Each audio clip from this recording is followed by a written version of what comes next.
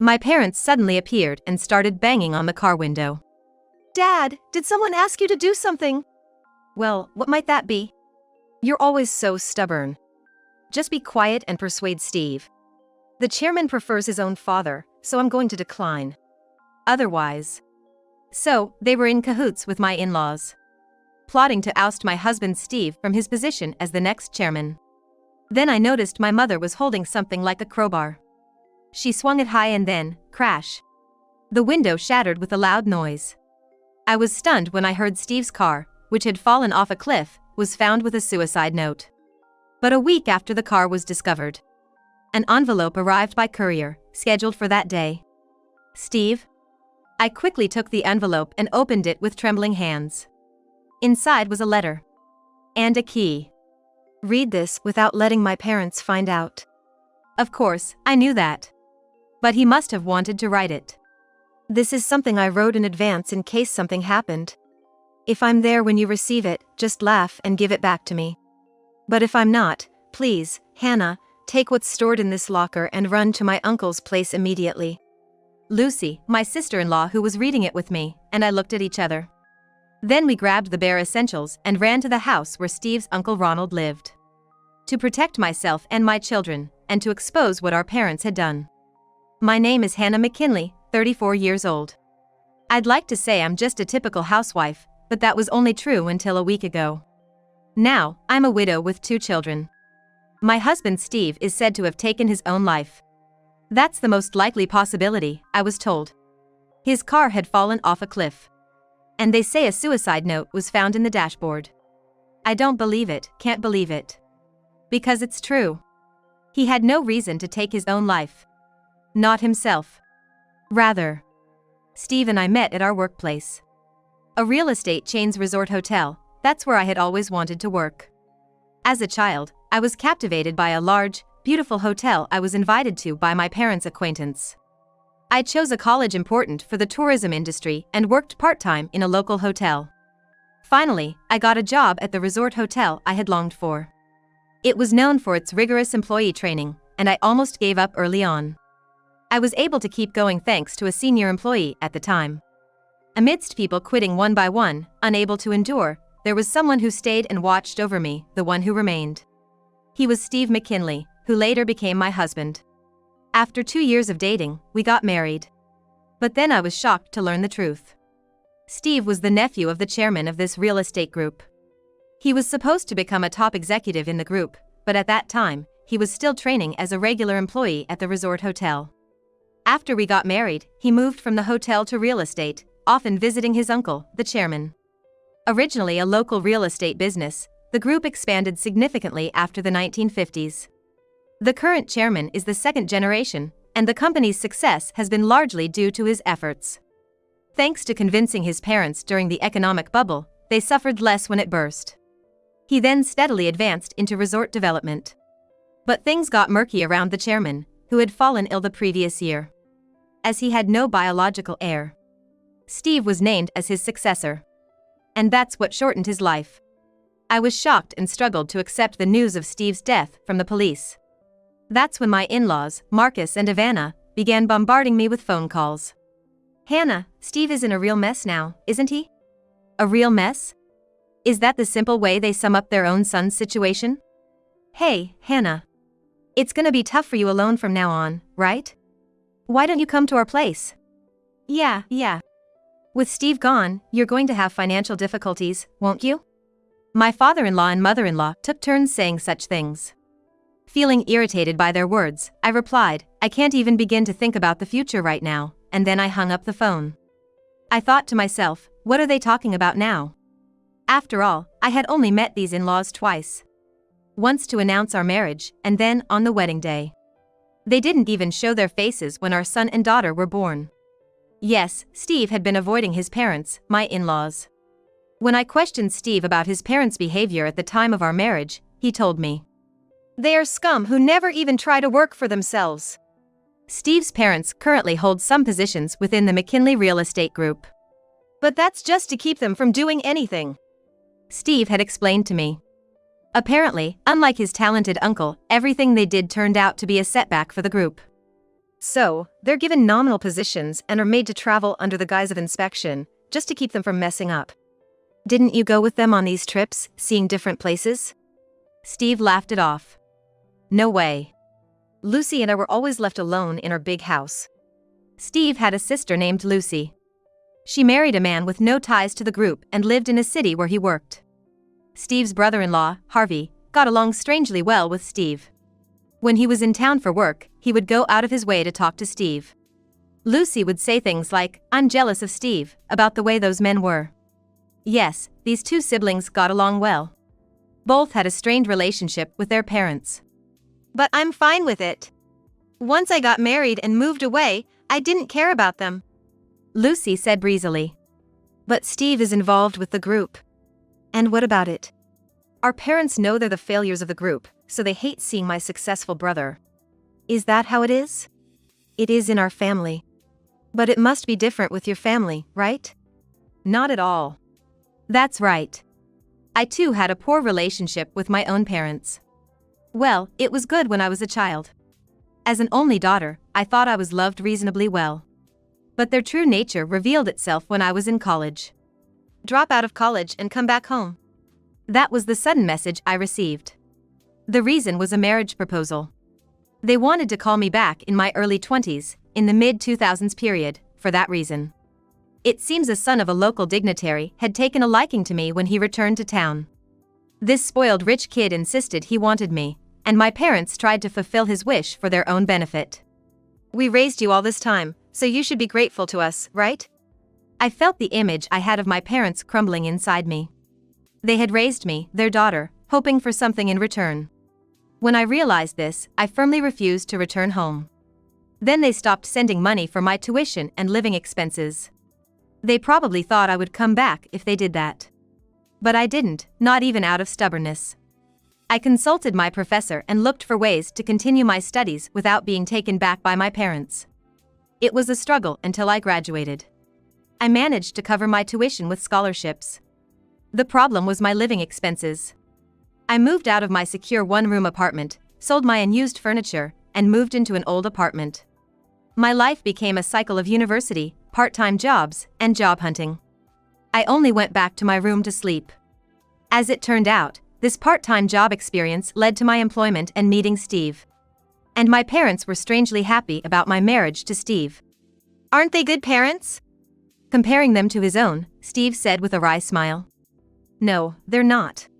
They did their research on you. They found out you are the nephew of the chairman of the real estate group. Steve couldn't believe it for a while. But he realized they were no different from his own parents when they came to see our son Sam and daughter Mia when they were born. My parents said like this. Now that you have 2 kids, you'll be set for the future. Absolutely. And our lives will be easier too. At that moment, I saw Steve's smile falter slightly. Both Steve and I were sensitive to those words which were spitted by our parents. Especially since Steve knew about my struggles during my college days. Were they a bit too relaxed, or did they just take it for granted? Either way, their words clearly indicated they were planning to leech off us and our children in the future. After that, Steve also became wary of them. Distant in-laws, overly eager parents. While being cautious of both, I continued raising our children. Fortunately, with Steve's current position and salary, we could afford a housekeeper and a sitter. We didn't have trustworthy relatives, but we managed on our own. But last year, things changed. The chairman fell ill. The chairman, still in his 60s, was a fitness enthusiast and seemed unlikely to get sick. He was in good shape, with no problems like high blood pressure. However, a head injury from his youth had developed into a hematoma, putting pressure on his brain. Emergency surgery saved his life, and he had a good prognosis with no lasting effects.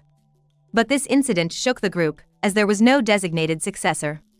The chairman probably thought he could keep going and hadn't decided on a successor. But illness can strike suddenly. Once that became clear, it was necessary to think about a successor. And then, the choice of successor became an issue. The chairman and his wife had no children.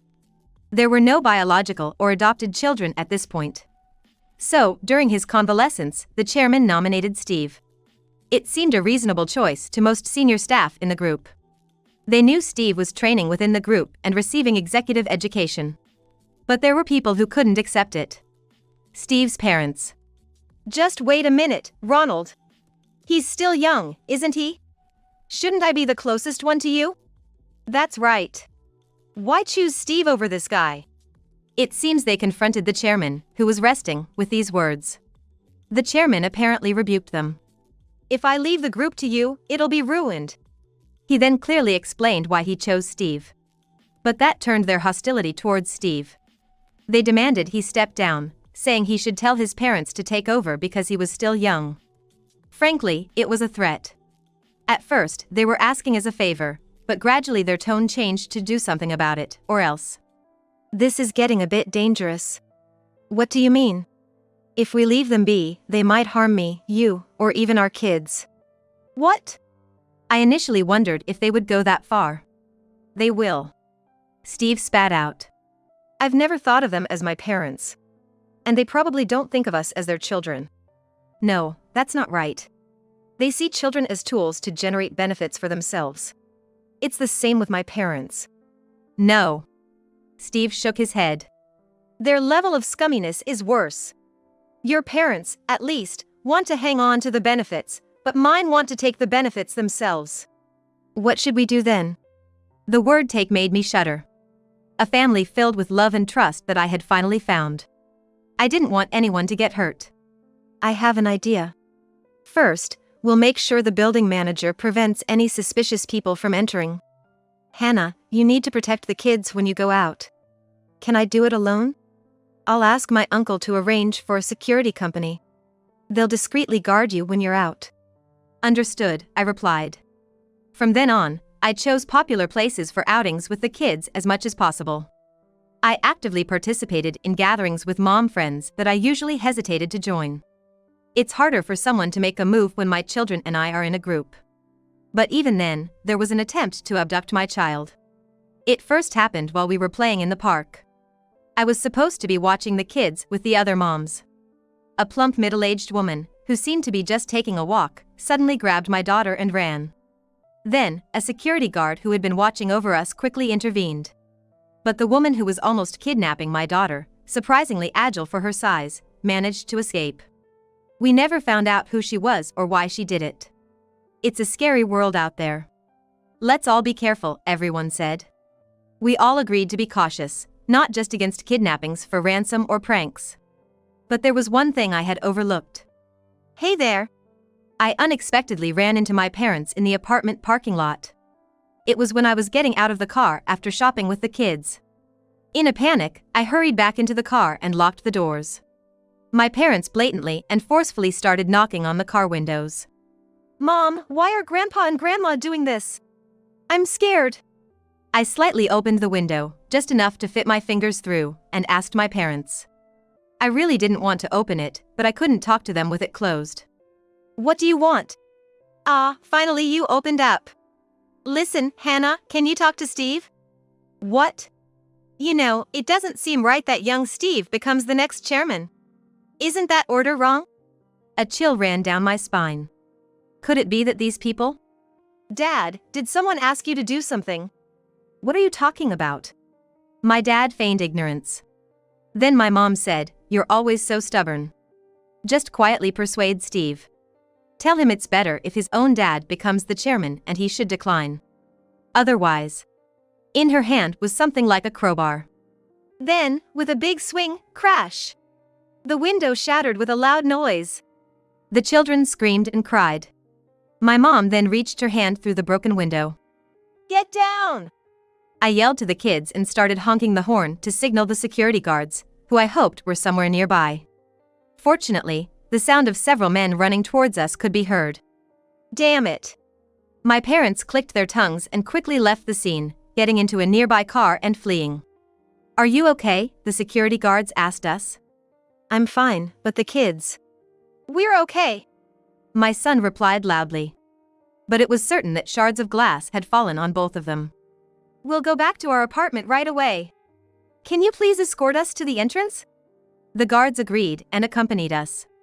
The building manager was surprised to see our condition and promised to be vigilant against outside intruders.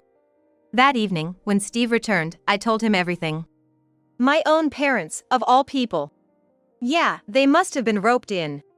Promised a good position if they become chairman or something. It was very possible.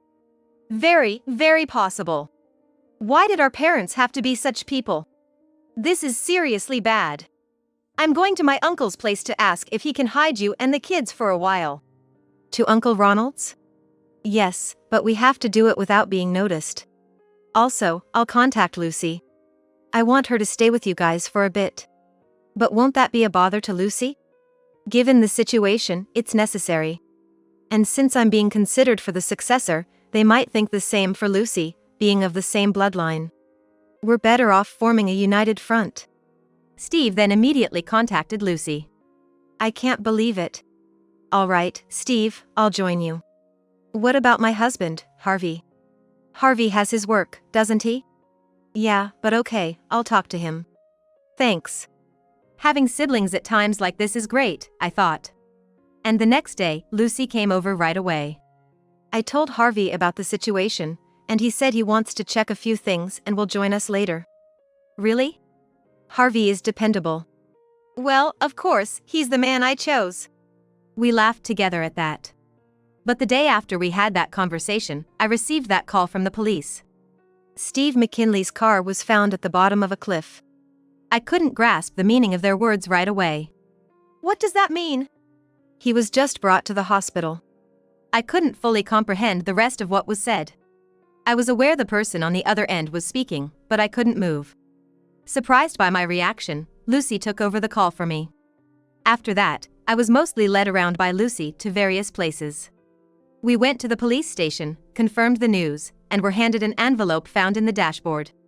A suicide note! When I opened it, there was a printed letter. The content was about not being able to bear the responsibility of being appointed chairman, and being regrettable for it. So, the police concluded that my brother took his own life? No, there's still an autopsy to be done. We've only shown you this because it was found. He wouldn't do that to himself! I raised my voice then and there. How could he, after telling us to be so careful?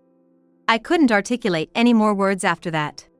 The police said they would contact us when it was time to retrieve Steve's body. I vaguely remember the time that followed. The local news on TV kept saying that it was unclear whether it was an accident, but a suicide note was found, suggesting it was likely a self-inflicted death. Angry, I turned off the TV, and my kids looked at me anxiously. When is Daddy coming home? My son is 8 and my daughter is only 5. Both had been kept out of school and kindergarten for a little while. Having Lucy around was truly a blessing during this time. My mind felt like it was covered with a thin veil, making everything feel unreal. Then, a week after Steve's car was found, an envelope arrived via courier, scheduled for that day. Hannah, this is for you. Lucy handed it to me as I was lost in thought. I glanced at the sender's name and my eyes widened. Steve? In a hurry, I took the envelope and opened it with trembling hands. Inside was a letter. And a key. Read this without letting my parents find out. Of course, I knew that. But he must have wanted to write it. This is something I wrote in case something happened to me. If I'm there when you receive it, just laugh and give it back to me. But if I'm not, I'm begging you, Hannah, take what's stored in this locker and run to Uncle Ronald's place right away. Lucy and I exchanged looks as we read. Then, in a hurry, taking only the bare essentials, we took the kids and got into Lucy's car. My car had been in repair since that incident. I didn't trust myself to drive a loaner car to another state to Ronald's place. So, I asked Lucy to do it. Leave it to me, but put on a knit hat and mask, Lucy said with a smile. And then we just drove. We were on edge until we reached Ronald's house in the neighboring state. I assumed the security guards were nearby. But I was still worried about something happening to the car, especially after what happened to Steve. We had already informed Ronald we were on our way, and upon arriving, we parked inside the property and rushed to the main building. Ronald, the chairman, and his wife Olivia were already waiting to welcome us. You made it, Hannah, Lucy. Steve told me to put guards on you, and that he'd send you here eventually. But I never imagined it would come to this. Thank you for having us. I'm sorry to bother you, but we had nowhere else to turn. I appreciated them sincerely. The children were looking around the grand entrance, wide-eyed. Don't worry. I never thought it would come to this. I underestimated the situation.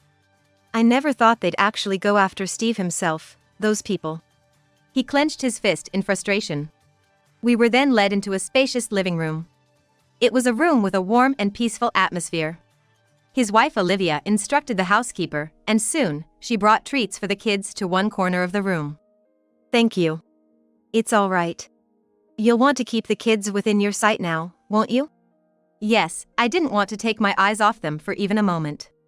But the conversation we were about to have was not something I wanted the children to hear. That man has always been rotten to the core.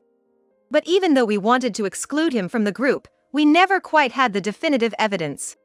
Letting him run loose has led to this. It's not your fault, Uncle Ronald. My parents were also involved in this. Both Steve and I, we unfortunately shared the same fate of having terrible parents. If I had known it would come to this, we should have taken Steve in as our adopted son much earlier," said Olivia, almost to herself. Then, Ronald suddenly looked up. "That's right, that's a good idea. Call the lawyer." "Uncle Ronald? I don't want those kids to end up like Steve." With those words, he made a proposal to me. Eventually, Steve's body, after the autopsy, was brought to Ronald's house. It was for a private funeral and a memorial service within the group. I attended, hosting the funeral with the children. My parents sat behind us, blatantly as a part of the family. Attendees like superiors and colleagues, all bewildered and saddened by Steve's sudden loss, expressed their condolences. Steve was truly a great employee. We were all looking forward to his future in the group. Thank you. Steve would have been honored to hear that. I mechanically repeated such greetings. His peers and friends, my own friends, cried over his unexpected loss. Everyone involved with Steve personally was genuinely good. But his parents. After the memorial service, Ronald gathered the family, in-laws, and management at his house. The large garden and hall of his house were crowded with many people. Amidst this, someone came rushing in. "Harvey!" Lucy's husband, Harvey, had just arrived. He was clutching a bag tightly as he ran. "Sorry I'm late, Lucy, Hannah. I got held up with some things. But having the memorial and general meeting on the same day helped. I managed to get everything done." Harvey grinned. "I return these to you," he said, pulling out a set of documents and a memory stick from his bag. "Is everything all right now?" It was the contents from the locker indicated by the key we received the other day. After rushing off by Lucy's car, we met up with Harvey, who made copies of the documents and the memory stick. "You've handed the copies to our lawyer, right?" "Yes." "That's good. We needed the originals here." I nodded vigorously. At the general meeting, Ronald talked about the incident in front of everyone, expressing his regret over losing Steve, the intended successor. And when there was a pause in his speech, Ronald began with something else. "It's truly a regrettable situation. And I think there's one thing where I was wrong," said the chairman. He called me and my two children closer. Understandably, amidst the crowd of adults, the kids looked scared, as if they were about to cry. I reassured them from behind, saying it's okay. Therefore, I have decided to announce the next successor right here. My new children, Sam and Mia.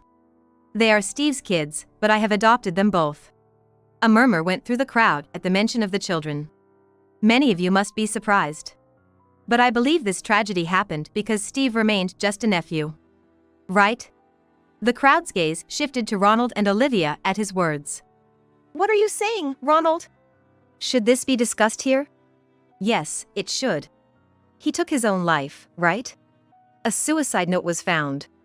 Probably couldn't bear the expectations placed on him." "Really? You still have more to say?" "Yes." "So, you're adopting these kids now? Putting unnecessary pressure on them again?" "Who knows? They are your grandchildren, after all. They might not feel such pressure." Steve's father Marcus' face twisted.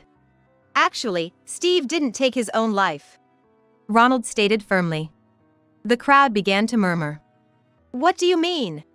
A suicide note was found in the dashboard, wasn't it? We, the police, have not released any information about finding a note in the dashboard." Then Harvey spoke up, asking Ronald for permission to speak. Go ahead, I trust you. Meanwhile, Marcus kept resisting clumsily. If it was found in the car, then that's how it is, right? We haven't leaked such information to the media at all. Or perhaps, Marcus, you really had no interest in what I do. With that, Harvey took out his police badge from the inside pocket of his suit. Indeed, he was a lieutenant from the police department in the county we lived in. Marcus was speechless. Did he really not know? I was genuinely astounded. I had heard from Lucy that she hadn't been in contact since she started working. And they only reported their marriage. Still, wouldn't one at least care about the profession of their daughter's partner? That's just the kind of person he is. Lucy muttered. I could only provide crucial evidence in the investigation. Harvey continued. The police had been investigating Steve's car from the start, noticing early on that something had been done to the brakes. It seemed this tampering happened on the day Steve sent the letter by courier. Steve first went to place something in a locker at the station, then went to a convenience store there to send the letter to Hannah. It took some time. That's when the brake system was tampered with. But it wasn't immediately dangerous. Later, Steve drove towards this house. On the way, he encountered a road with several winding sections, right? The crowd started whispering. Yes, many agreed. There, he was subjected to the harsh drive because of road rage driving following his car, intentionally, as obvious. The roads here aren't always wide, you know. Indeed, it's a common issue in rural areas, busy roads that aren't wide enough. Steve was forced into a situation where he had to brake precisely. But eventually, he realized the brakes were failing, and it was too late. So that's what happened. True? Ronald asked gravely. His words were unclear, but the meaning was understood by all. Yes. And the police have identified the road rage driver from Steve's dashcam and have him in custody. Harvey said, smiling at my in-laws. But how are we connected to this? The road rage driver seems to have been just a hired person. The actual employer is still under investigation. However, you, Marcus, are already set to be prosecuted for a different case. A different case? Yes. For the embezzlement you've been committing for years. Steve had been quietly investigating this. Here's the evidence. Suddenly, several projectors around the room lit up, displaying various documents on the walls. We are arresting you for the embezzlement of the moment. The doors opened, and police entered the room. And Harvey glanced briefly at me, then elsewhere. You there? Us? My parents were half getting up from the seat. You have a warrant for your arrest for destroying Hannah's car. What? It's just family matters. My mother protested. I confronted her sharply. Family? A parent who breaks a car window with a crowbar? Indifferent to shards falling on their grandchildren? Glaring fiercely, I spoke with all the strength I could muster. You are not parents to me at all. Stunned, my parents slumped back into their seats. After that, my in-laws, arrested for embezzlement, confessed during their interrogation to a plan to eliminate Steve, adding to their charges. My parents were also charged with property damage and aiding my in-laws' scheme. The case was first leaked to the local media, making headlines in regional newspapers and news broadcasts. But it didn't end there. Given the sensational nature of the story and the fact that it involved a crime orchestrated by the actual parents, it became fodder for national news and talk shows. And in today's age, that wasn't the end of it. Stigmas were all but stamped on them, marking their identity online forever. Even if they were released, it's hard to imagine what they could possibly do. But that's no longer my concern. Since then, we have been living in Ronald's house, provided with rooms of our own. Olivia adores the two new children, Sam and Mia, perhaps a bit too much. Given that she always wanted children but couldn't have any. For now, I think it's all right. Sam and Mia, having just lost their father, had to change schools and kindergarten. I feel sorry for involving them in adult conflicts. But considering their safety, this seems to be the best solution. As for Ronald, he is determined to stay healthy at least until Sam and Mia come of age, focusing on his physical fitness every day. Everyone, tea is ready. I spend my days here taking care of my children and being a companion to Ronald and Olivia. I don't know how much help I am to them, But for the sake of the children, I intend to live my life to the fullest.